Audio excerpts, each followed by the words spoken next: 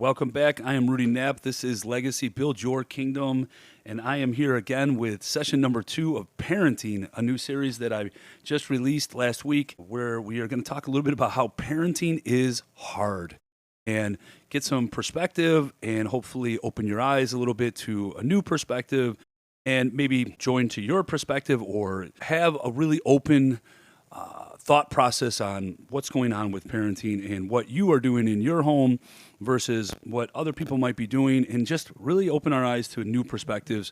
And hopefully we get into a mentality of understanding that, sometimes we're struggling because, we're making wrong decisions, and we can do this better. We can get some help. We can reach for other people. We can look out to other people and try something different. And so if you're struggling and you're a parent at home and, you have teenagers that it's very hard, or you have little ones that you're struggling to do this parenting thing, which again, there is no perfection and everybody has a hard time with parenting. We all screw up at times. We are human, but we try to find and eliminate the mistakes that we make with our children by setting a precedence and setting in some habits that are going to help our children become successful. And, ultimately, let's think about that idea of parenting. My only goal in life, and as I said last week, was I have to provide my children with becoming self-sufficient. They have to be able to function in life without me at some point in life. And so, just thinking about the idea of where are they going to be and what's going to happen when I'm not there? What happens when they go to college and they have to make tough decisions and I'm not there to guide them? What happens when, they have to spend their money or make big time purchases and I'm not there to guide them? I'm going to be there as much as possible to help them, but I'm also going to let them live their life and make their own mistakes as well. So we can get into all that. Last week we talked about implementing God and faith and prayer into our children and with our children, and how important that's going to be going forward with, behavior and the way we see the world and what our purpose is in life. And so if we do a good job at implementing God into our lives and into the lives of our children, you're opening their eyes to a whole nother world to have them really think about what they believe in and why they're here and what they want to do with their life and how they're going to help humanity out. And, I left last week with talking a little bit about this concept of, when you are introducing your kids to God, you want to be the one to introduce them based on your core values. Because what happens when you don't? Well, then guess what? Somebody else is going to introduce what God actually isn't. And so you want your core values to be able to come out, and what your beliefs are in God to actually be implemented into your kids so that they have an understanding of where you believe and what your faith is, and then they can make their choices later on in life. So let's get into this. Parenting is hard. I hear it every single day. Talk to anybody. Everybody struggles at this. Everybody has some issues with, yes, we have some great kids out there. Yes, we're going to hear about how amazing our own kids are. Social media is a platform for us to broadcast our kids and brag about our kids and, all the things. But we all know what happens behind doors. Let's just be real, right? We know when our kids are brats. We know when our kids are not living up to the expectation of what we want for them in their behavior. We know what really happens at schools. We know where they are. And generally, they are probably really good kids. But what we have to start understanding is stop protecting. Stop putting on a front and start living in reality. Be proud of your kids when you should be proud of them. Open and honest about your kids and what you're struggling with, and seek help. So when we say parenting is hard, this whole podcast will be about, social norms and the pressure of parenting and what we actually give into based on these social norms, these social outlooks on how things should look or what they should be. And we get this pressure from our own kids. Our kids are giving us pressure on, well, so-and-so gets this, and my friend has this, and all these things start coming out, and it puts a little pressure on us. And what I think is the problem is that it's really easy to go with the norm, and it's really difficult to go against the norm, even though we believe against the norm. So I want you to think about that for a second. When something is normal, everybody fits in. When something's abnormal or if something is not normal, everyone else is going to look at you differently because they fit into that normal. And we're worried about that. As people, we worry about that. As parents, we worry about that. Not everyone, but majority of people will. And it affects us. So I'm here to tell you, like, we have to really start focusing and getting in on this concept of what are our core values when we're parenting? What do we want for our children? And how do we address that when we're actually making decisions based on our kids? So let's just think about this. Society pressure to allow our kids to be normal and adhere to what everyone else does is providing a sense of false reality and an approval to do things we might not necessarily be comfortable with. Again, this us going against our core values at times. And maybe we are comfortable with it. Maybe we want the norm. And that's understandable. And those are the things that you're going to do with making decisions for your kids. But what happens when it's against our core values and we still make the wrong choice? So let's get into that a little bit. Just think about these society norms. I'm talking about things like this. All right, here's a simple one. I deal with this one at home. Video games. I remember the whole Grand Theft Auto thing came out. Everybody knows what Grand Theft Auto, and if you don't know what Grand Theft Auto is, it came out when I was in college. I mean, this is how long ago it was, and they have so many versions of it now, but they're so realistic. Video games are so realistic. But in Grand Theft Auto, there are some very inappropriate things. There's getting hookers, there's beating up women, there's shooting people in the face, there's stealing and robbing. There's a whole lot that goes on into this. And I just remember my son coming and asking for to play this game a few years ago, and it was, an absolute no, we're not doing that. But then as time goes by and he gets a little bit older and everybody's playing this video game and everybody has it, 11-year-olds, 12-year-olds, 13-year-olds, 14-year-olds. I mean, these are kids that are playing a game that it has to do with all the things that are wrong in society. And we let them play. And so let's think about that. What are they learning from this? We're learning that this is okay. It's a video game. I mean, they steal cars and they drive around and they do jobs and, they make money by selling drugs and they do all the things that are against our society norms and against this concept of what we believe in our justice system, I should say. And we allow our kids to do it on video games as if in virtual, it's okay. I mean, to me, it disgusts me, and I'm disgusted with myself forever allowing it at one point and then correcting it. But this is the problem. We gave in to everyone else plays it. We gave in to his friends do it. We gave into this is the norm. And it's disgusting. It's disgusting because we went against our values. What about phones? What about screen time on phones? I watch people from 10 years old, 8 years old on handing a cell phone to their kids, and cell phones become a norm. They're almost a need now in life. And so we hand them this phone and we hand these things to them and we say, go play.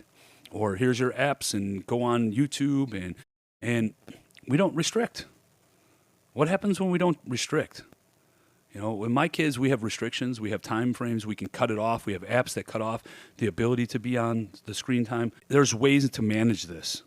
But because everyone else's friends, or when I hear from my daughter that I can't even text my friends back and, I used up all my time because there's ways to put a certain amount of time they're allowed to be on screen time, and then you feel upset because your kids are upset and then you give into your kids' pressure and you give into the norms that their friends get to be on their phone all day long, all night long, doesn't matter, against your own values. And so this is where parenting gets difficult. Do we stand strong and have our kids upset at us? Or do we go with the norm and now our kids are living their life with a screen attached to their face and they don't know how to act in society and have real conversations? What happens now? What apps are appropriate? My daughter is begging for TikTok. No, we're not doing TikTok.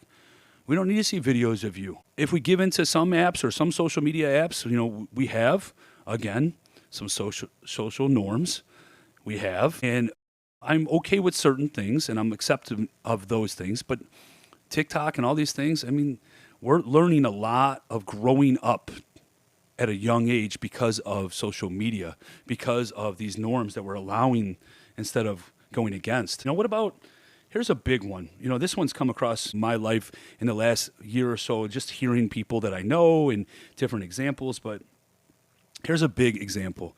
Underage drinking. It's become more and more acceptable for kids underage to drink with their parents or allowed by their parents. And it's very, very slippery slope here, and this is what I want you to think.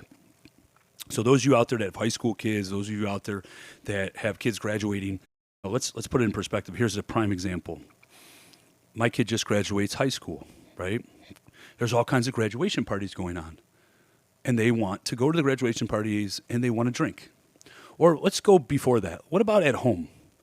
Oh, can I have a drink with you, mom and dad? And you say, yes, it's okay, because I'm here. And you allow it. So you're now putting into your child's brain that it's acceptable to have alcohol as long as they're there with you. Okay, so understand that you're saying it's acceptable to drink alcohol. So that's one example.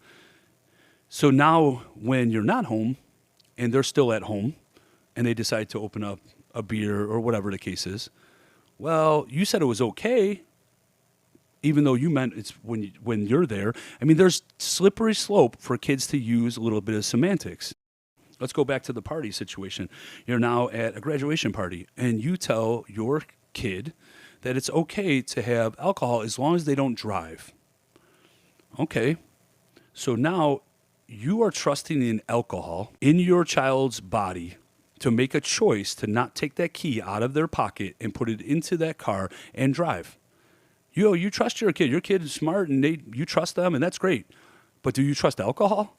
Because what you're doing is you're trusting alcohol, which we've all had alcoholic drinks. And if we haven't, you know that if you have, you are under the influence of making poor decisions. And sometimes we're not thinking straight and focused. That's what alcohol does to our blood level, right?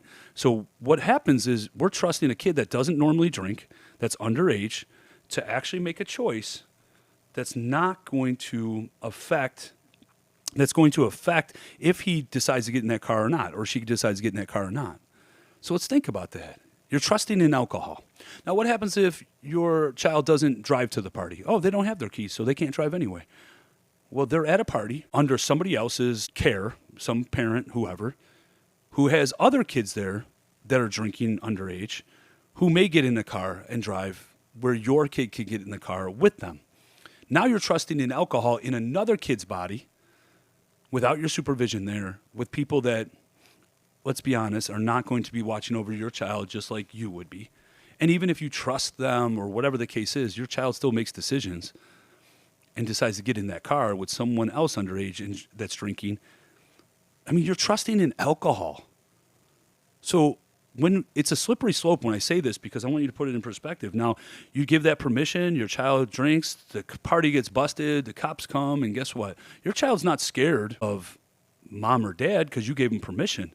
They may be scared of police coming or whatever, but think about it if your child didn't have your permission. Now they're deathly afraid of mom and dad's going to be upset, and also the police are going to be here. So there's so many things that we put at risk.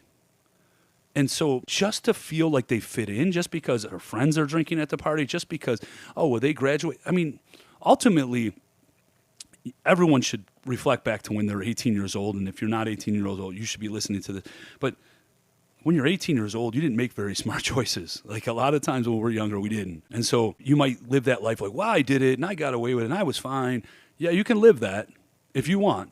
But this is your child now who's not making the same choices as you and has different surroundings around them in society. So let's think about this. I'm a big stickler on if the law is 21, then the law is 21. But I'm a big stickler on, and I've heard this passed down from some of my friends, and my friend who is passed down from their family, and I find it a really great saying.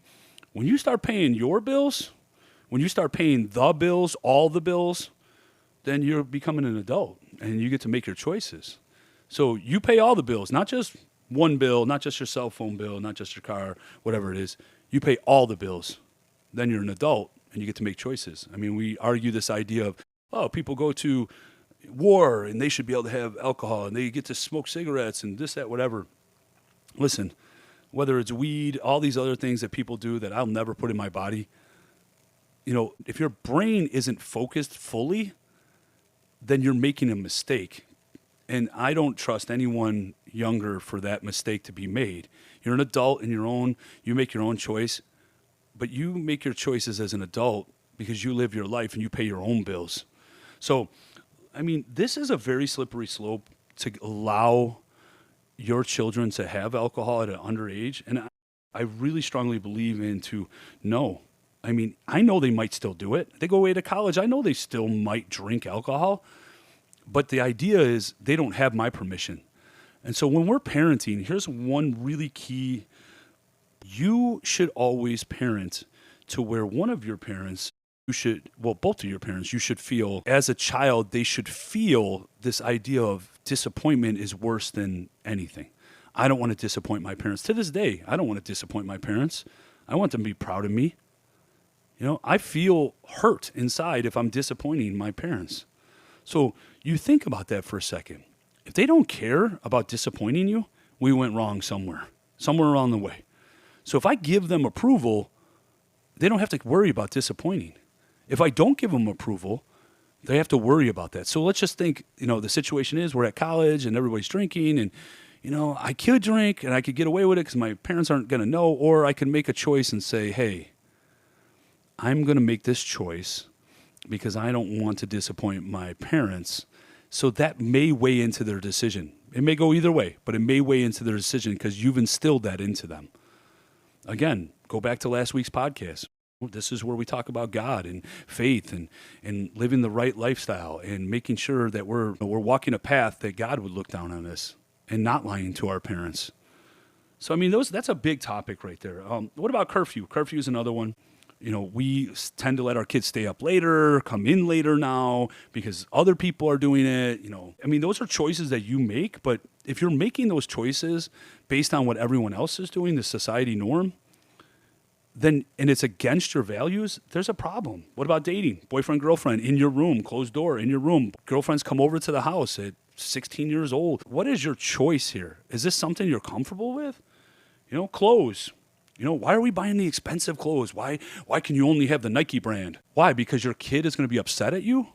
Why? Because he's got to be popular? She's got to be popular at a young age? No, I was always instilled that if I want the nice things, I'm going to work for them if I get older in my teens. If I'm a young kid, yeah, there's nice things that we want to get our kids. Yeah, we want some Under Armour, we want some certain things. We make those choices, but when it costs that much money, are we only doing this so that they look cool at school, they're popular, so other parents don't look down on us and say, well, your kid's wearing Walmart brand? Are we really making those choices and it's going to hurt our pocketbook? Those are things that you're going to make decisions on. What about gifts, Christmas time? It's outrageous, right? Kids are getting outrageous gifts. And then some kids don't get those outrageous gifts. My ex-wife and I used to do this concept, and she kind of introduced it to me, and I thought this was amazing, was what about when you go to school where kids are poor? What's the idea here when we talk about Santa versus what we give? Santa, in our eyes, always would give the necessary things, like the 4 gifts. There's something you want, something you read, something something you wear, something you, I don't know, whatever it was. The 4 things. And then from the nicer gifts that were given, the more expensive gifts, they came from us. So that we understand that some kids don't get the nicer things because maybe their family can't afford it. But Santa always gave these 4 little gifts, right? So everybody's kind of equal. And it's hard for people that don't. And, we start looking at parenting and we start looking at, it's not just about our kids, it's about other kids around us. This is a society norm as well. So why are we so concerned with making them all equal to where they all are competitive with each other? We have to stop. We do what's best for our core values that we teach our kids. And you should do that for yours. And maybe your core value is to wear expensive clothes. That's your choice. But ultimately, we're not making decisions based on everyone else's decisions. We should be making it based on our decisions. There's a million more. I'm not going to keep going. And just a few more. We have this concept of, how can we really get into, really focusing on I want to make sure that my kids have the necessities they need. Yes, we want our kids happy, and maybe they earn certain things, and maybe Christmas and maybe their birthday, they get some of those nicer things, but this isn't just handed to us. Oh, they need new gym shoes, so we're going to go and get $200 Nike shoes just so you look cool that you ruin in 2 months. I mean, let's really put this in perspective. Here's the problem. Conflict happens. Kids are upset. They don't have these things. Everyone else has them. Maybe someone's making fun of them. Maybe these kids at school are making fun of them. This is a bullying thing that happens based on, insecurities from people. And so what happens during conflict? Well, a lot of times it causes a rift between parents and kids. So let's think about that. Oh, you didn't get your thing, so now the kids are mad at you. Well, you have to set the household and set what's happening in your household and the expectations and why things exist and don't exist. I mean, if that's out of control, we still have to have some way to regulate this. This is you taking care of your kids and the necessities, and they should understand their role. The expectation level from your kids has to be set by you. This isn't going to be something where they get to say, well, no, this is what I want and this is what I get. No, you're in charge. You are the adult. And that's one thing that I think a lot of people have a hard time with. So open your mind to that a little bit. Your kids don't run you. You're in charge of them. By law, you're in charge of them. You run this show. You are the parent. So you don't let them run you. And the moment they are, there's a problem. The moment you give them every single time they ask for something, that's a problem. You're teaching them something that isn't reality. So what happens when conflict happens? Well, I do believe in that concept of try to have 5 positive interactions before there's a 1 negative interaction. Sometimes that's hard to do when your child's in trouble a lot. So let's look at that when it comes to conflict when people are dealing with this. So just the same point that I keep reiterating, I'm going to try to give some tips here. So what kind of tips can we do to help us with this, to keep us from this issue with really focusing? Now, we're all going to have some point in life where we're going to be choosing society norms or things like that. I would hope that we limit those. I hope that we can get to a point where we make choices based on what's best for our children, right? And not so much what's best for what they feel in front of their friends and those kind of things. So here's some tips. First, you got to model everything. You're always modeling.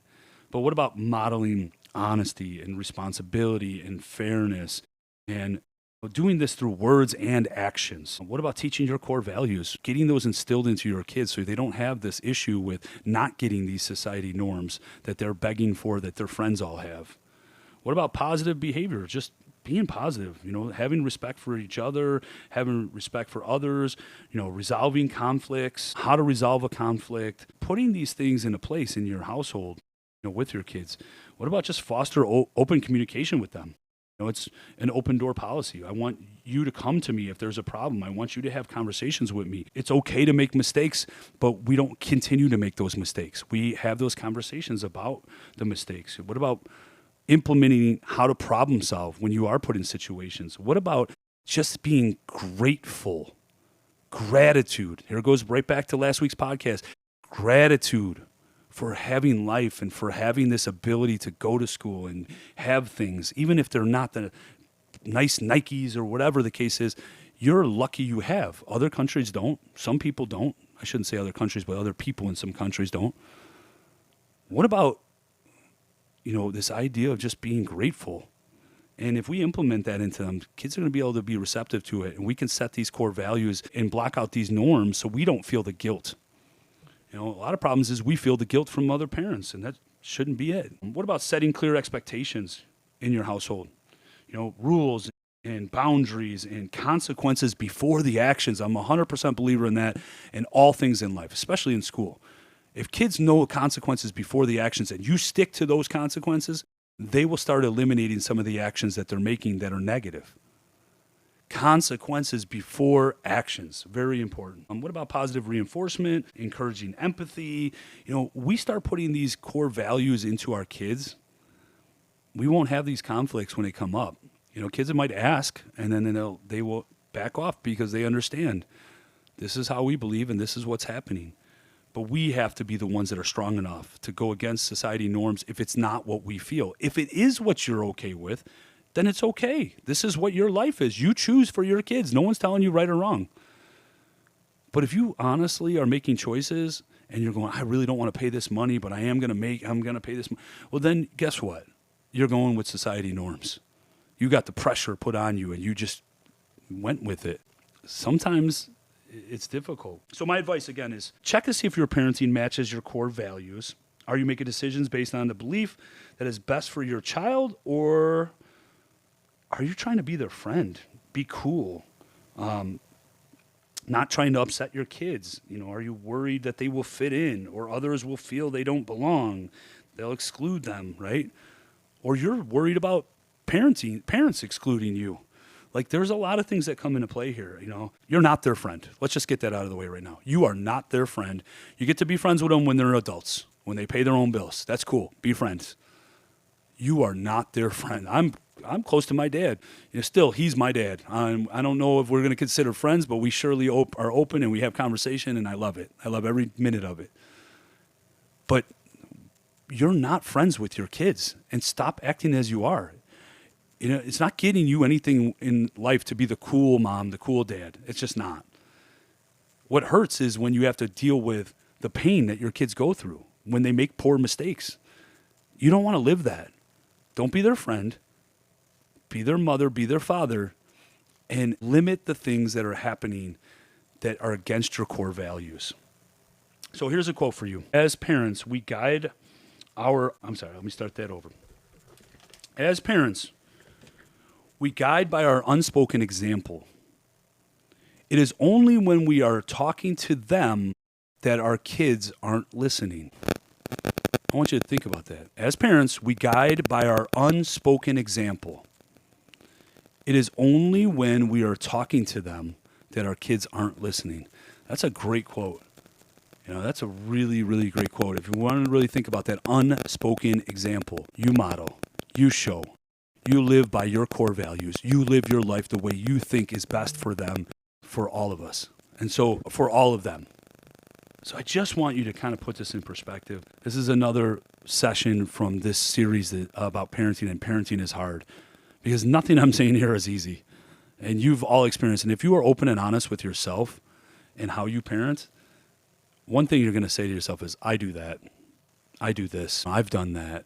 Because we all have at some point. How do we eliminate making choices that are against our core values? That's hard. So I'm going to leave you with that to do some pondering. As we continue on with this series, we're going to get a little bit deeper. We're going to get a little bit into some blame, where we have to start realizing that our society out here, it is affected wholly by all of us parenting, and how our society is directed through what our government allows, what's happening in our school system. There's a lot that goes on that are involved in this idea of what we need to do as parents. We set the tone. There's a reason that some kids are a lot more successful than others, and a lot of this stems right back to parenting. We have to provide for our children, and the only goal that we should all have is that our children are better than all of us. I'm a failure if my kids aren't better than me. They already are, and we will continue on to make them make smart choices so that they can continue on to make something of themselves. So I'm going to leave you with that. I am Rudy Knapp. I am signing off. I hope you have a great week. I'm going to spend it off for the next 2 weeks before I have to go back to teaching. I hope that everyone takes a listen to this message and starts really thinking about their parenting and really protecting their kids with their core values. Have a good one.